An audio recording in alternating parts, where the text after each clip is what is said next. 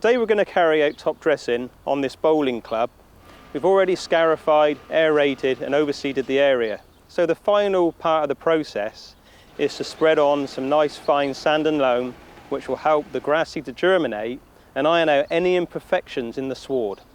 Today I'm going to demonstrate the different ways in which we can apply the top dressing. Sometimes it's not always possible to get machinery in to do the job, so we have to do it by hand, just using hand tools. But obviously this is quite hard work, so if we can, we would use machinery which will make lighter work of the job and spread it mechanically. So the first thing I'm going to do today is demonstrate how we spread top dressing in a confined space where you can't get the big machinery in. Sand and loam usually comes kiln dried and is sold in different mixtures. This one is a mixture of 50% loam and 50% sand. Because the dressing is dry, it is easy to apply. For small lawns or confined spaces, we can spread the dressing by hand and then using a brush, lute or drag mat, thoroughly work it into the surface of the lawn.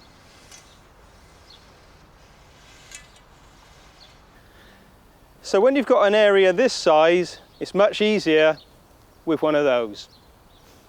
What we're going to do now is we're going to apply the top dressing with this mechanical spreader. And then we're going to follow up by brushing it in with this brush, which gets it deep into the sward and will give us the finish which we require. A top dressing machine makes light work of spreading the material over large areas.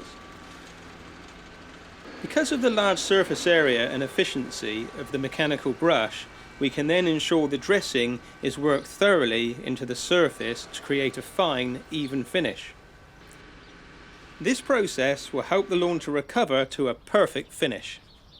We call it bringing a little bit of greenkeeping to the garden.